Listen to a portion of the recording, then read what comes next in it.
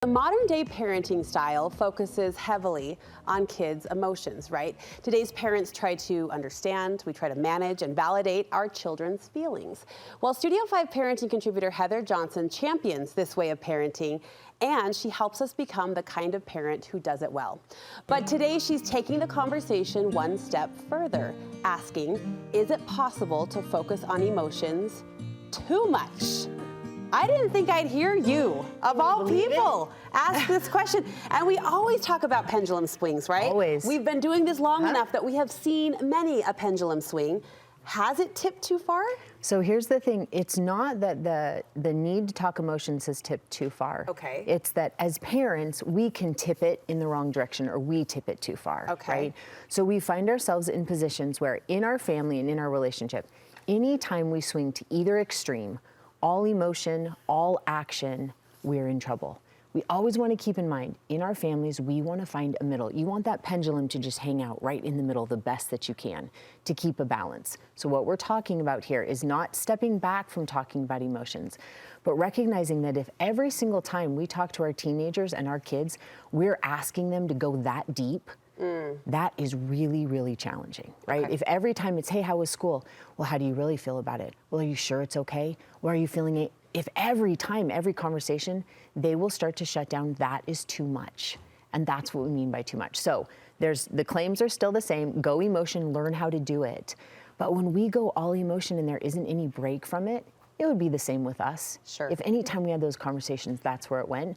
What happens is there starts to be a rumination where the negative emotions they're experiencing and we're talking about, that's all that runs through their head. And they can't ever get to what's the action that helps me negotiate the emotions. We don't move past the problem. That's exactly right. That's why we need a balance. So that's what we're talking about. We don't want that rumination. Okay. We don't want that. And you can just so see a well-meaning parent, like in the moment, Yep. like trying to do what's best and do what's right. You are going to, though, help us strike a better balance. What's the first step in doing that? Well, the first thing we want to do is we want to start creating some check-ins. And what I mean by this is some times where you're going to naturally ask for the emotion to be part of the discussion, but allowing your kids to know it won't be every single time. Every conversation won't need to go so emotionally deep. So is this right? more formal? It can be, yeah, it can be formal, and then they can start to understand. For example, maybe you take a minute every afternoon and you say, hey, tell me how you're really feeling about school.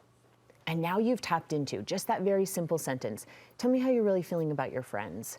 It can be set up so they know it's always happening, but it also can just be something you throw out and allow yourself to have some conversations where you ask that question and some where you don't. Now, time out, you said every afternoon. Yeah, And now I'm a little nervous that that's even too much. No, that's not too much. You can Okay. ask your kids each day about something that has to do with their emotions. How do you really feel? For sure, yes. And you can add that in. You can look and say, hey, how are you really feeling about your sisters? You feeling okay about them? How are things feeling here at home? You can ask those questions. But again, if every time we say, hey, good morning, you woke up, how are you feeling about being awake today, right? And then we go emotions again, what's breakfast look like? And we start to do that because we do Sure. want to do a really good job Sure. of being present and validating. Okay. We don't want to go too far. Daily fine, but just not every time. And I do Yes. appreciate the permission to let them feel the shift with us. Like they know when mom's eyeball to eyeball, or maybe it's certain language, this is the moment. Yep, and we're This is going the to talk moment. about that. You talk about intentional shifts as well being part of this healthy balance. Yes, and we want to help create that. So remember, what we want to do is we want to take kind of this introspection and we want to put it with action and decide that that's going to equal what's awesome, Okay. right? So take the introspection, put it with the action, and it makes the conversations awesome with our kids and our teenagers. So this means we're going to create the shift ourselves. We're going to ask them how they're feeling. We're going to validate those feelings. We're going to hear them, sit in it with them, be empathetic, do all of that. And then we're going to ask, hey, what's a really small step we could take to help improve this situation? And there's that forward We're going reach. to create Okay. the shift. So now we've taken, let's be very introspective. Let's talk emotion. Let's add the action so that we create some movement. We don't want to get stuck in the negative emotion of it. And we also, and parents become very afraid of this, we don't want to have every conversation be us just validating over and over and over. You do feel this way. Okay, you do feel this way. Okay, that's great. You feel sad about it.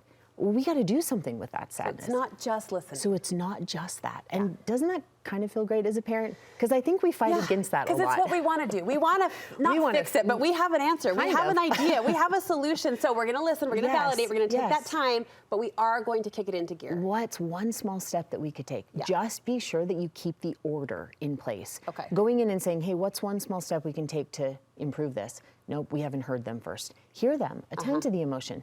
And then once they feel safe and seen, the key is they feel seen, then you can ask them that question and they'll move right with you. And speaking of motion, that was more verbal motion or emotional motion. You say physical motion has a place in this too. Action. One of the best ways, especially as our kids get older, to get them talking about how they feel is to do something not connected to that situation with them. Because we can't be too threatening, right? We have to act somewhat light and opened, right? Well, it's more that we can connect and it's not this intense focus. For example, if I came to you and I said, hey, can we talk?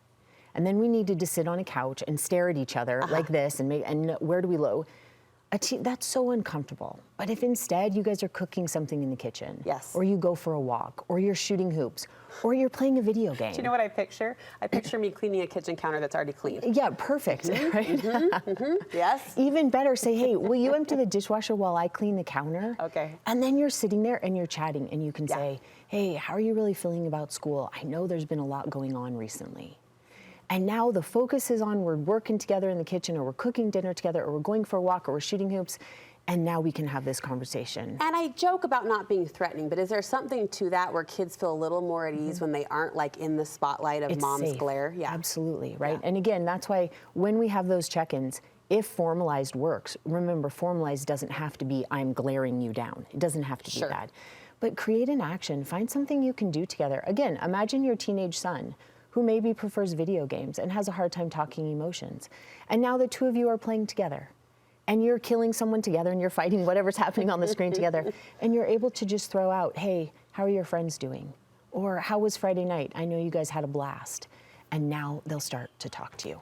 Tie them together. You say the finishing point of this process is crucial, and that is the pause. A pause. When you start to feel the depth be too much, when you see that maybe there's too much emotion being expressed from them, meaning the body language, they start to sigh, they start to shut down, you can know that's too much. If that starts to happen, create a pause. Just stop. Just pull back and say, hey, you want to grab something to drink? Hey, let's take a break for a minute. Hey, how about and change the subject? A pause is one of our most powerful capacities as a parent and in any relationship. To be able to create a pause, one, it shows that we have the discipline to do it.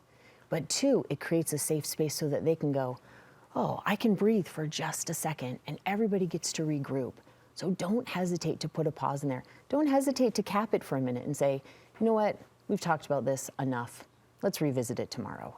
Create a pause, little or big, so that it's safe enough that they'll come back to it again and again and again. And it just happened again, a line, a Heatherism that I will remember forevermore. There is the pause is the most powerful capacity in any relationship. It is, it's so powerful. Boom. It is.